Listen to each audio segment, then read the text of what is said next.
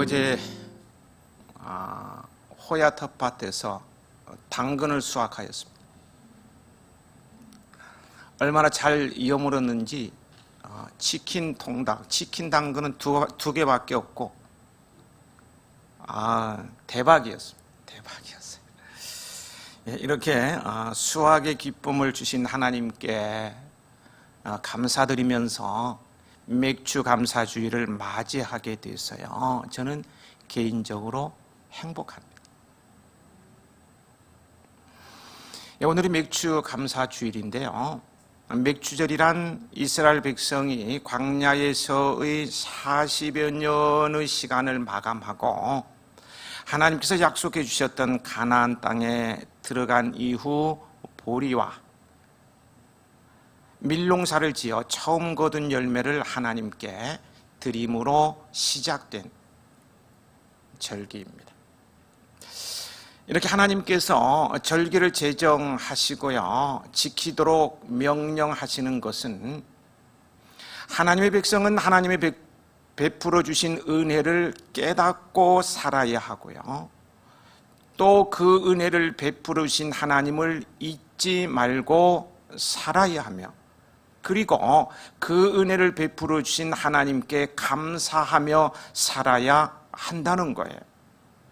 은혜를 깨닫고 잊지 말고 감사하며 살라는 것입니다.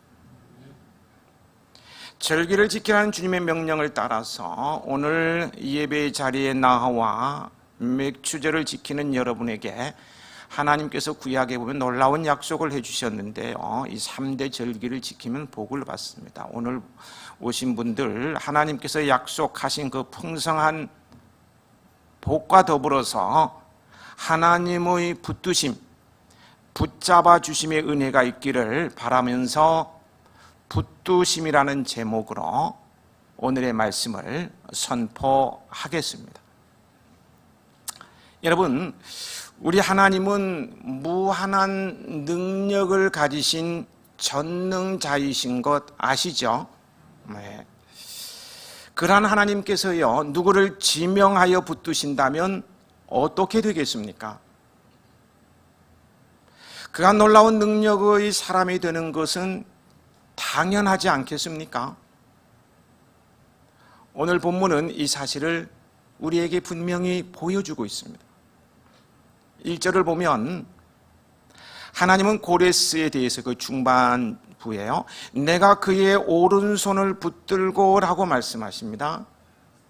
이 말씀을 하신 후 이루실 일들은 참으로 크고 놀라운 것, 위대한 것이었어요. 성경을 계속 보면 그 앞에 열국을 항복하게 하며 내가 왕들의 허리를 풀어 그 앞에 문들을 열고 성문들이 닫히지 못하게 하리라.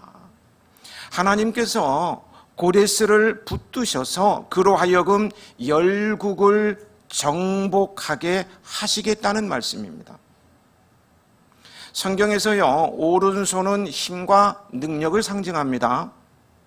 그러므로 이는 하나님께서 고레스를 붙드셔서 그의 힘과 능력을 강하게 하심으로 고레스가 하나님께서 주시는 힘과 능력으로 놀라운 일을 이룰 것이라는 말입니다. 본래 고레스가 다스리던 바사, 역사적으로는 일반 역사에서는 페르시아라 그러죠. 페르시아. 이 바사는 작은 나라였습니다. 바사는 도저히요, 바벨론의 적수가 될 수 없는 그런 지역에 있는 자그마한 소도시에 불과했습니다. 그런데 그런 바사가 급속히 강성하여져서 바벨론은 물론 주변 모든 나라들을 정복하고 근동 지역의 새로운 패자로 등장하게 된 것입니다. 이러한 일은 고레스에게요, 아무리 능력이 탁월하다고 해도요, 작은 나라였던 바사가 아주 짧은 기간 내에 급속히 강성하여져서 당시 세계의 새로운 패자가 된다는 것은요, 불가사의한 일이 아닐 수 없어요. 전문가들도 이 상황에 대해서 설명해낼 수 없는 너무나 불가사의한 일이었습니다. 안산이라는 지역에서 출발한 이 자그마한 나라가 어떻게 그 강한 강대국들을 다 정복할 수 있는, 이건 말도 안 된다. 설명이 안 되는 거예요. 근데 성경은 이러한 일이요, 하나님께서 고레스의 오른손을 붙들어 주셨기 때문에 가능하다고 말씀하고 있어요. 전능하신 하나님께서 고레스를 붙드셨을 때 고레스 앞에는 거칠 것이 없었고 가는 곳마다 승리를 거두어 그는 열국의 지배자가 될 수 있었던 것입니다. 여기서 우리가 분명하게 알 수 있는 사실은, 하나님의 도우심을 받는 사람은, 하나님께서 붙잡아 주시는 사람은 놀라운 능력의 사람이 된다는 거예요.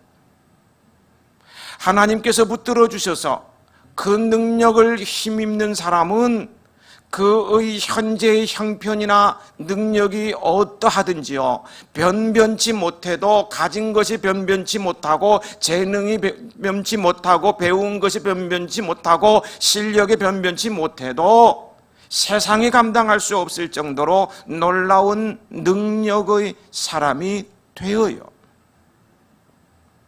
신약 성경을 보면은요, 예수님은 복음 전도를 위해 12 제자를 파송하실 때 그들에게 권능을 주셨어요. 그러자 당시 사회에서 그 어부나 세리 등 이 무시받을 만큼 초라한 신분을 가진 제자들이요, 가서 당시 최고의 권력자요, 엘리트라고 할 수 있는 대제사장, 서기관, 율법학자들이 할 수 없는 귀신들을 내어 쫓고 병자를 치유하는 놀라운 능력을 나타내 보였어요. 이렇게요, 누구든지 하나님의 붙드심을 의지하기만 하면 그는 놀라운 능력의 사람이 되는 것입니다. 오늘 여러분도 하나님께서 붙드시는 삶, 하나님의 오른손을 의지하는 삶을 사시기 바랍니다. 무슨 일을 하든지 나의 힘으로 하려 들지 말고 더 크고 놀라운 일을 행하게 하시며 더 완전한 일을 행하게 하시는 하나님의 능력을 힘입으십시오. 자신의 부족함과 무능을 인정하며 하나님의 도우심과 붙드심을 간절히 구하는 예배자의 삶을 살으세요. 주님의 은혜만이 내가 살 길이라고 늘 고백하십시오. 그래야 하나님의 붙드심으로 세상이 감당 못할 능력을 덧입고 역동성 있는 삶을 살아가는 은복의 사람들이 되시길 축복합니다. 여기서 본문의 역사적 배경을 잠깐 말씀드리면요, 남유다는 주전 586년 바벨론에 의해서 멸망당하고요, 왕과 많은 귀족 그리고 백성들이 포로로 잡혀갔습니다. 열방과 세계의 주권자이신 하나님이 유다를 징계하기 위해서 바벨론을 도구로 사용하였던 거예요. 이사야 40장 이후부터 하나님께서는 이스라엘의 회복에 대해서 말씀하시며 이스라엘을 구원하기 원하실 뿐만 아니라 이를 행할 창조주이심을 강조하고 있음을 우리는 매 순간순간 성경을 통해서 살펴볼 수 있었습니다. 특히 오늘 본문에서는요, 유일한 역사의 주관자이신 여호와 하나님께서 어떻게 그분의 뜻을 따라 일을 진행하시며 이스라엘을 구원하실지 아주 구체적인 방법을 제시하십니다. 이 말씀은 이루어지기 110여 년 전에 예언한 거고요, 110여 년이 지난 후에 1.1획도 틀림없이 다 이루어졌습니다. 구체적인 방법이 뭐냐 하면요, 그것은 바사, 아까 페르시아라 그랬죠. 페르시아 왕 고레스를 통해서입니다.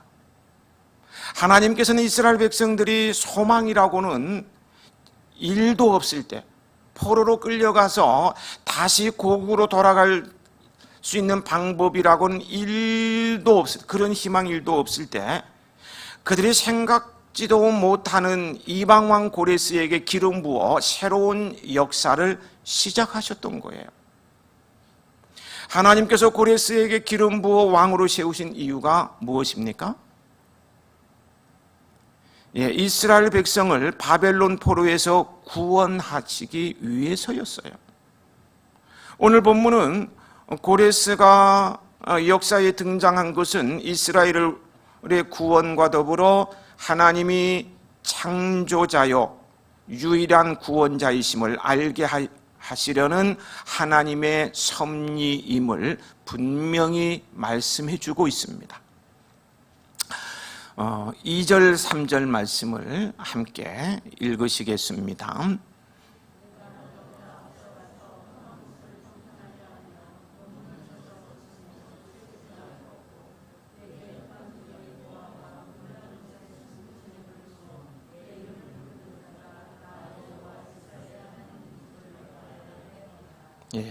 하나님께서 고레스보다 앞서 가셔서 고레스가 열국을 정복하는 데 장애가 되는 모든 요소들을 제거해 주시고 그들이 숨겨둔 보화와 재물까지 차지하도록 해 주시겠다는 말씀입니다.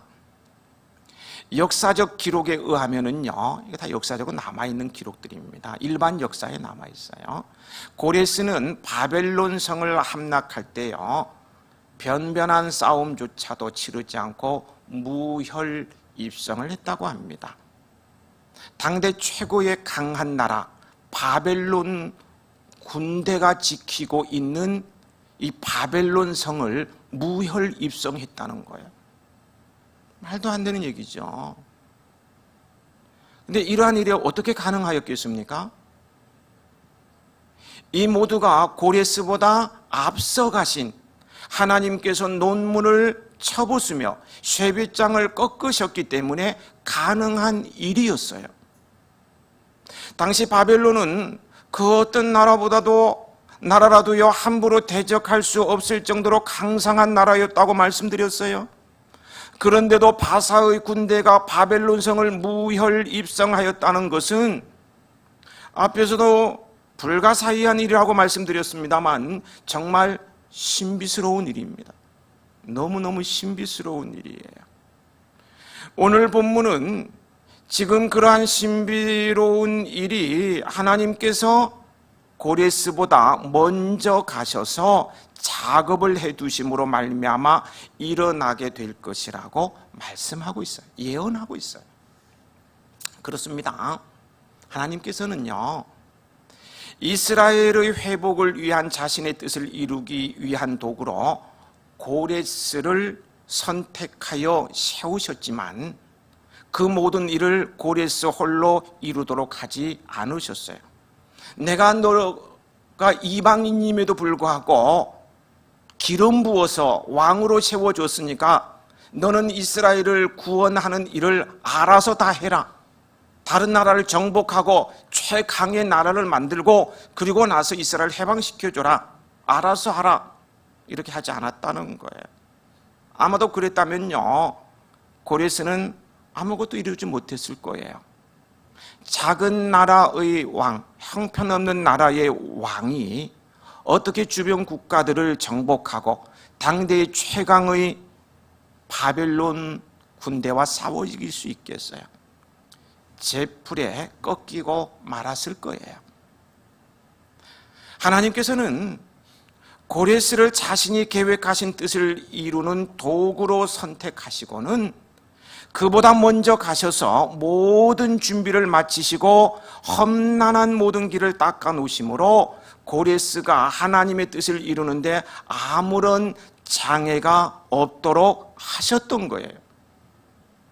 다시 말해서요, 하나님은 직접 모든 일을 앞서가서 다 이루시고 고레스에게는 열매만 거두게 하셨어요. 이 예언이 이루어진 거 다니엘서를 읽어보면은요, 나오죠. 하루아침 밤사이에 나라가 뒤집어지잖아요. 여러분요, 이것이요, 바로 우리 하나님께서 일하시는 방법입니다. 하나님께서 앞서 가셔서 일을 다 이루신 후에 자신이 붙드시는 자, 즉 세우신 자로 그 준비해 둔 길을 평안히 걸어서 완전히 마치도록 이끄십니다. 이처럼 우리 하나님은 택하신 자들보다 앞서 행하셔서 범사를 준비하시는 분이십니다. 그 길을 미리 닦아주시고 완전히 닦아주시고 담대히 걷게 하시는 분이세요. 이러한 하나님의 준비하시는 역사, 앞서 행하시는 역사를 극명하게 하나님은 보여주셨어요. 그 보여주신 내용으로 우리는 너무나도 잘 아는 출애굽 사건을 들 수 있을 거예요.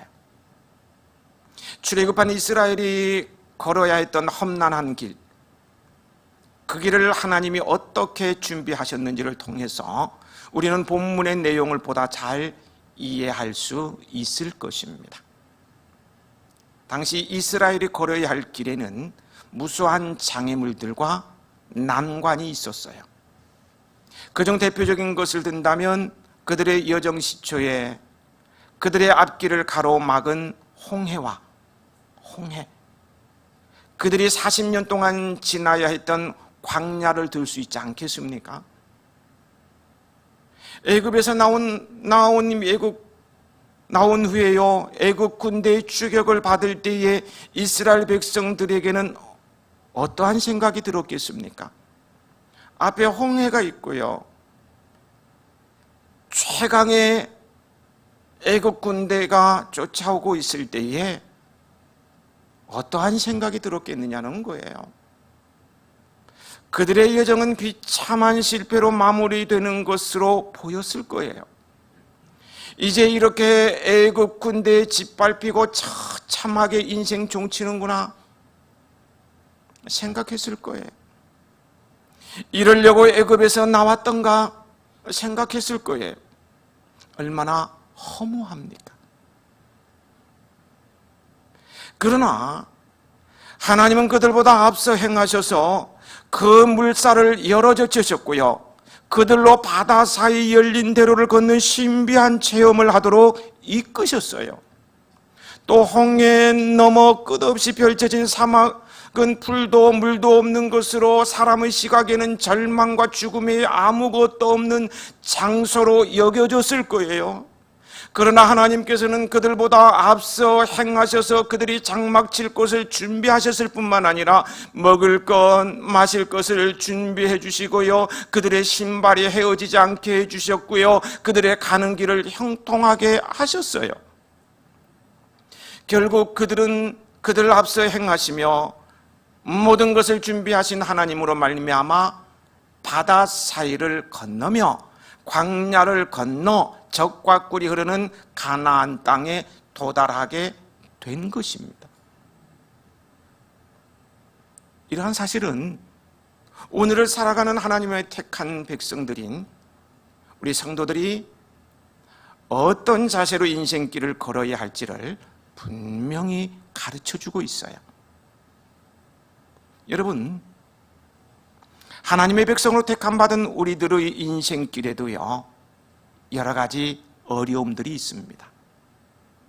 하나님을 잘 믿는다고 할지라도요, 어려움이 있다는 거예요.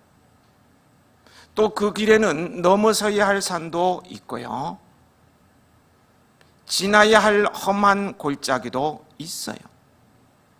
무수한 도전과 과제들, 감당해야 할 사명들이 산적해 있다는 거예요. 전혀 생각지도 못했던 문제들이 터져 나올 수 있다는 거예요. 그러나 여러분, 잘 들으세요. 그것은 눈앞에 보이는 것일 뿐 실제로는 산도 골짜기도 될 수 없어요. 사람이 보기에 그것들이 오르지 못할 태산이고 험한 골짜기이지만 하나님께서 앞서 행하셔서 그 태산을 낮추실 것이고 험한 골짜기를 평탄하게 하실 것이기 때문입니다. 아멘이신가요? 네. 여러분은 이러한 하나님의 도우심, 이러한 하나님의 준비하심, 하나님께서 먼저 행하시는 이 역사를 믿으십시오. 그래야 여러분들을 가로막는 산이 있다 해도요, 그것이 태산이라 할지라도 이 여러분들을 힘겹게 하는 골짜기가 있다 해도 담대히 나아가시기 바랍니다.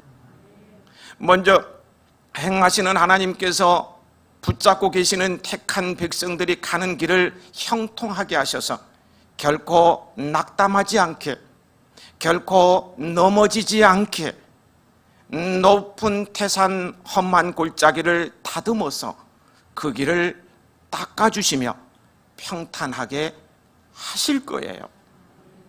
우리 함께 찬양해 보실까요? 태산을 넘어 험곡에 가도 빛 가운데로 걸어가면 주께서 항상 지키시기로 약속한 말씀 변치 않네. 하늘의 영광, 하늘의 영광, 나의 맘속에 작아도 너 할렐루야를 힘차게 불러 영원히 주를 찬양하리. 내 눈앞에 태산과 험한 골짜기가 펼쳐져도 절망하지 않는 여러분들이 되시길 축복합니다. 주께서 길을 닦아 주십니다. 우리에게는 희망이 없어도 절대 낙심은 금물이에요.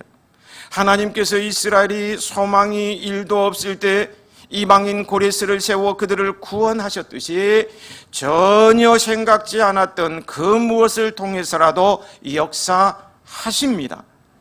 붙드심의 은혜입니다. 4절, 5절 말씀을 함께 읽으시겠습니다.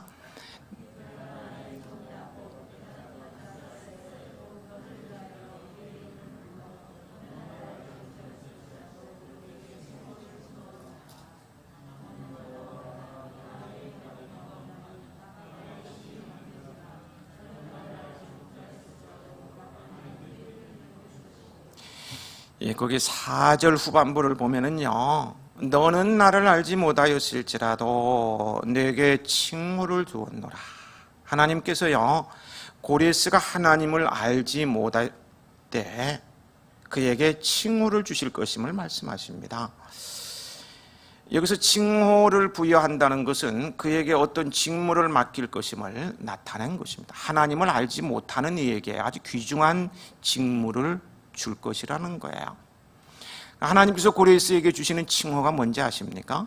칭호는요 44장 28절의 목자이고요, 본문 1절에는 기름 부음을 받은 자, 메시아입니다. 이는 하나님을 통해 받을 수 있는 가장 보배롭고 가장 영광스러운 일입니다. 목자, 메시아, 기름 부음을 받은 자, 이보다 더 보배롭고 영광스러운 이름은 없습니다. 그런데 이방인인 하나님을 알지 못하는 자에게 주신다는 거예요.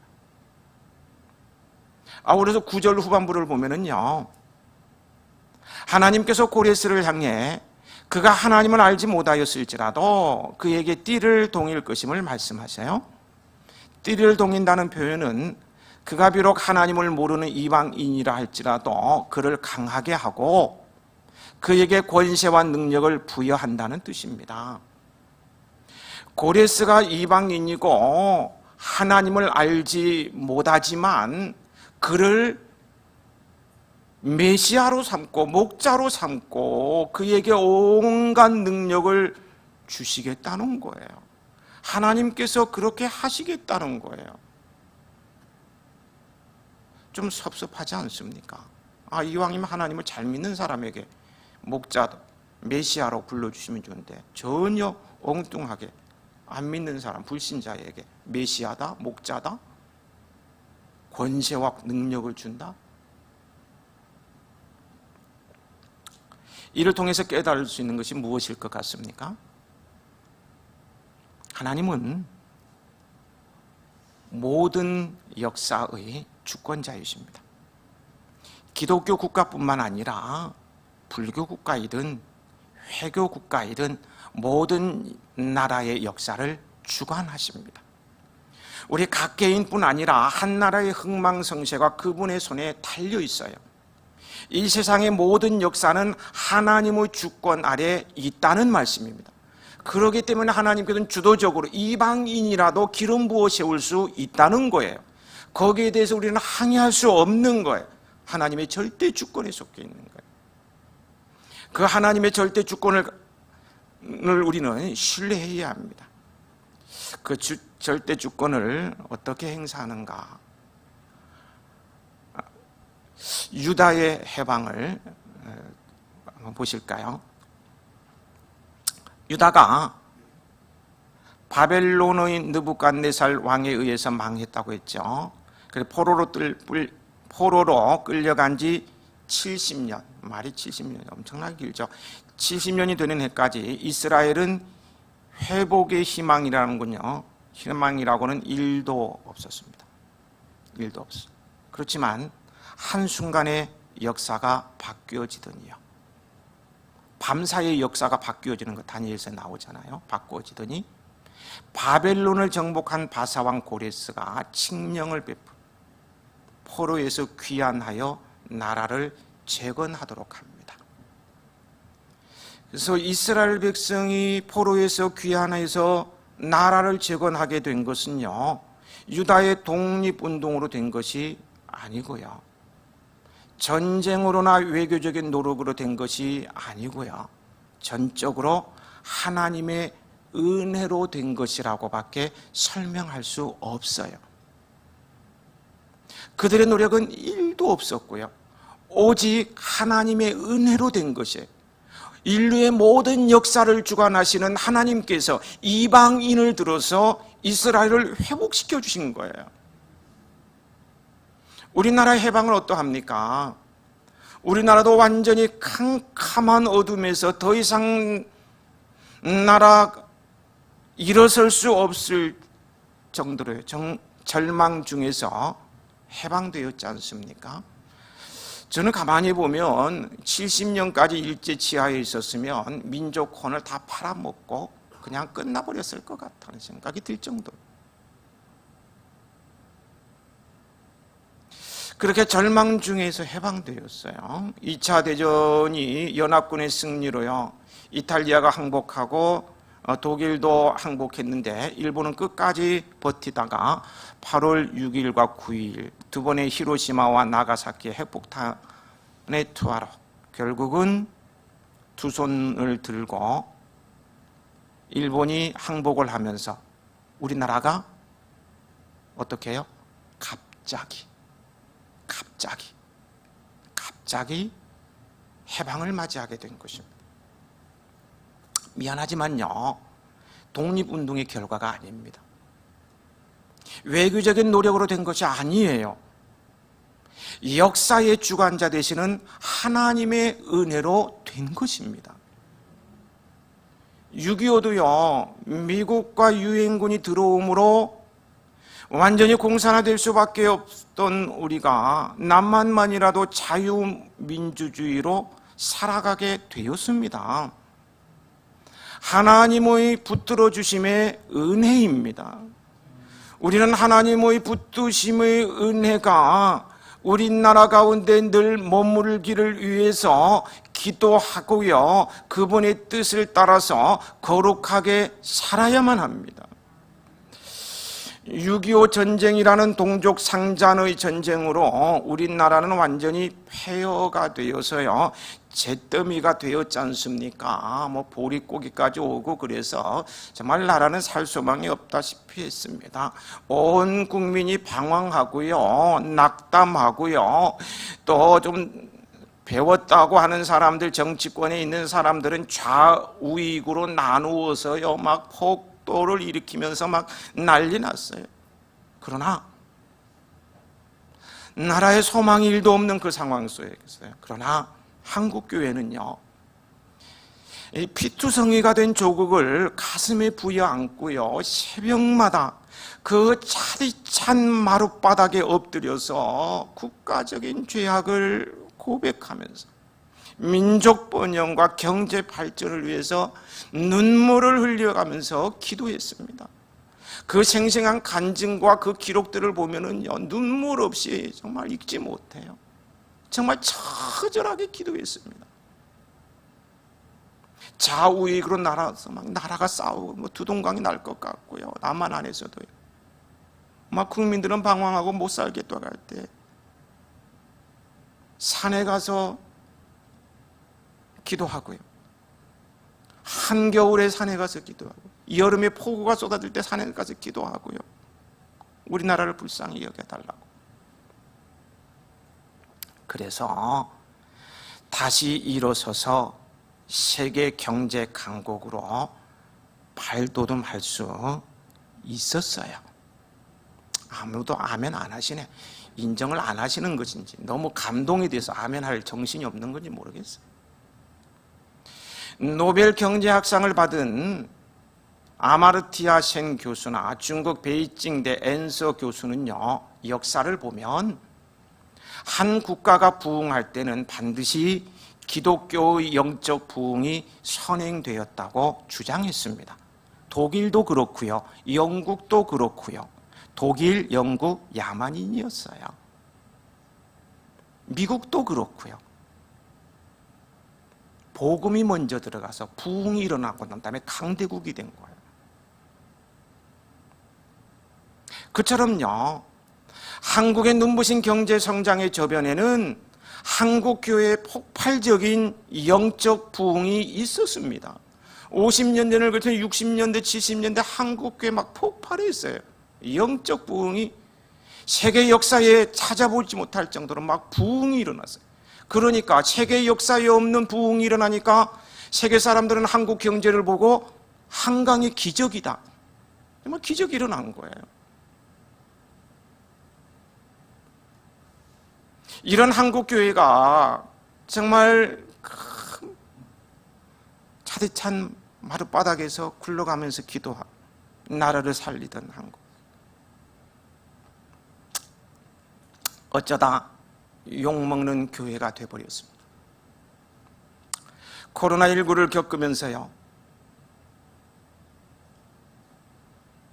물론 언론을 저는 30%밖에 안 믿습니다. 언론에 비춰진 한국교회의 민낯을 보면 너무너무 부끄럽고 의기소침합니다. 어디 가면 누가 나한테 목사라 부를까 봐 조바조바해요. 목사라 부르는 순간 옆에 누가 째려볼 것 같아요. 성도들 어떻게 가르쳤길래 또 목사들이 왜 이렇게 착하냐, 돌멩이 던질까 봐서. 저 소심하잖아요. 그래서 누가 목사라 부르, 밖에 나가면 목사를 하지 마세요. 아니, 그래. 정말 가슴이 아파.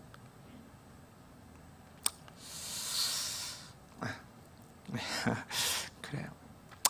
그렇다고요, 한탄만 하고 있으면 되겠습니까? 한탄만 하고 있어야 되겠느냐는 거예요. 이제 다시 욕먹는 교회에서 칭송받는 교회가 되어야 하겠습니다. 우리는 그렇게 나아가야 돼요. 근데 우리 교회는요, 이게 말이 되는지는 모르겠지만 저는 말이 된다고 생각해서 자랑스럽게 얘기합니다. 우리 교회는 텃밭 야채 나눔 장터도 하고요, 임용 봉사도 하면서 칭찬을 받고 있어요. 그죠? 아무것도 아닌 그 소소한 일이지만요, 실은 이 소소한 일에서 좋은 소문이 나는 거예요. 큰 이벤트는 잠깐 하면 끝나는 거예요. 작년에도 있고 올해도. 어제 걱정을 많이 했어요. 주초에 뭐 주말부터는 비가 쏟아진다고 걱정하면서도 속으로는 아니야, 우리 교회 행사 때는 오던 장마도 그쳐. 그래서 금요일, 토요일 오전까지 비가 안 와서 다 했습니다. 그런데 3시부터 비가 쏟아지는 거야. 아이고, 봉지는 7봉지가 나와. 7봉지 엄청납니다. 어떻게? 우비 쓰고, 우산 쓰고, 자동차 끌고 다들 오는 거예요. 와서 다 받아가셨어요. 그래서 5시 반까지 했는데 하나 남았어. 그것도 비가 너무 쏟아져가지고 5시 반쯤에는 하나만 못 주었어요. 오는 분마다 참 이런 얘기 저런 얘기. 그래서 아름다운 미담 에피소드가 많습니다. 욕먹는 교회, 칭찬받는 교회가 되겠어요. 우리가 할 것이 무엇인가 찾아서 작은 일이지만 우리는 해야 됩니다. 해야 되는 거예요. 교회가 나라를 살린다는 믿음으로 기도하고요. 애나꼴에 나와서 기도하는 모습들을 보면 너무 감동스러워요. 지난 금요일은 천장이 날아가는 줄 알았어요. 얼마나 간절. 20분 동안 줄기차게 기도하는데, 이야, 평양 장대현 교회에서 일어났던 지붕 날아가는 이 기적이 우리 교회도 일어나지 않을까 생각해요. 너무 간절하게 이런 기도와 또 거룩하게 사는 거예요. 거룩하게 사. 교회를 살리는, 교회와 나라를 살리는 믿음으로 기도하고 거룩하게 살아가십시다. 이 하나님은요, 역사를 주관하시는 분입니다. 저는 하나님께서 우리 나라를 붙들고 계시기에요, 나라가 아무리 시끄러워도 돌아가는 꼬락서니를 보면 절망적으로 느껴질 때도 있지만요, 나라의 미래를 낙관적으로 바라보는 사람입니다. 우리가 위기에 처하면 생각지 않은 방법을 동원해서라도 반드시 하나님께서 구원하여 주실 것이기 때문입니다. 붙드심의 은혜를 구하며 거룩을 추구하는 성도들이 있는 한 말입니다. 눈물로 기도하는 여러분들이 있어서 그렇다는 거예요. 이제 2021년도 후반기가 시작되었습니다. 이 후반기에는 인생의 생사화복, 이 역사의 주관자가 되시는 하나님의 붙드심의 은혜로 여러분의 심령과 가정과 여러분의 기업과 교회와 이 나라의 부흥이 있기를 축복합니다. 7절 말씀 함께 읽으시겠습니다.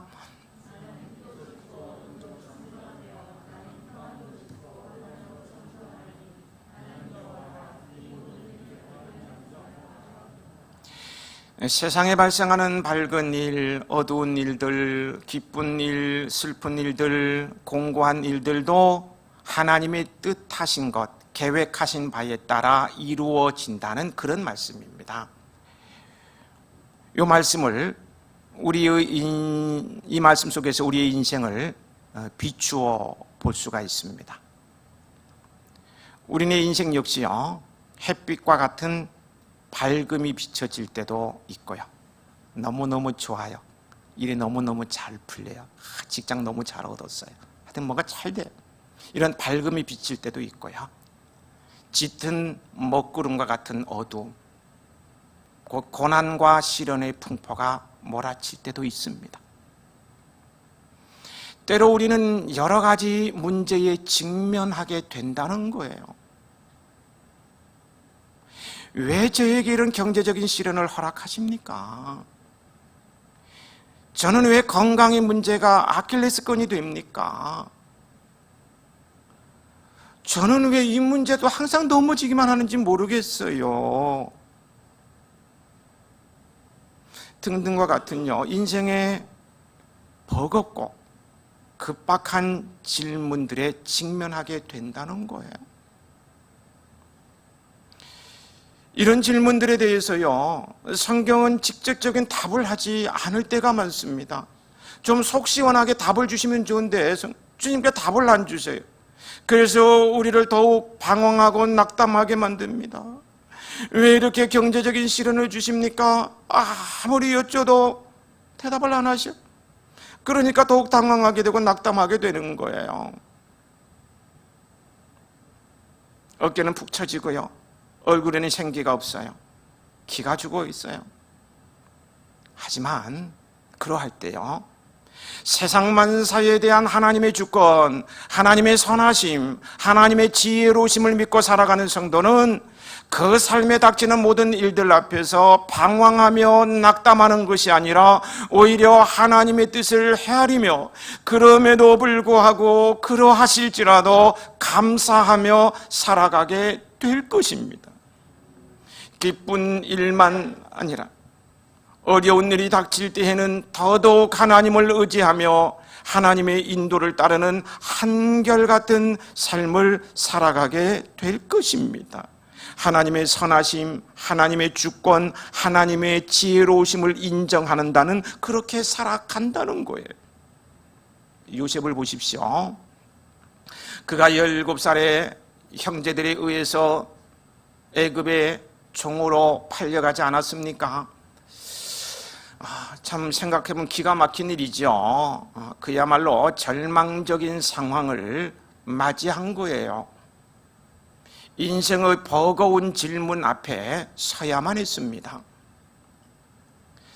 내가 왜 은 20의 종으로 애굽에 팔려가야만 합니까? 내가 왜 온갖 누명을 뒤집어쓰고 감옥까지 들어가야만 합니까? 왜 나는 전과자가 되어야 합니까? 이 질문 앞에 직면했어요. 질문을 던졌어요. 답이 없어요. 그 당시로는 하나님을 원망하고 불평하고도 남을 만한 상황입니다. 그러나 요셉이 애굽의 총리가 되고 흉년이 들어서 온 가족을 모두 애굽으로 초대하고 다 기근을 극복하며 살게 하였어요. 그제서야 비로소 인생 질문에 대한 답을 찾았어요. 답을 찾았어요. 요셉을 애굽으로 보낸 것은 그들을 흉년에서 살리기 위해서 앞서서 애굽에 내려 보낸 것이었습니다. 이 놀라운 일을 누가 하셨습니까? 누가 하셨어요? 하나님께서 하신 거예요. 하나님은 침묵하시는 것 같고 질문 앞에 나몰라라 하시는 것 같고 무능해서 답을 못 주시는 것 같지만 요셉을 끝까지 붙잡고 계셨던 거예요. 그가 애굽으로 종으로 팔려갈 때도 붙잡고 계셨고요, 감옥으로 떨어질 때도 붙잡고 계셨고요, 전과자로 낙인 찍고 아무것도 못하는 상황 가운데서도 그를 붙잡고 계셨어요.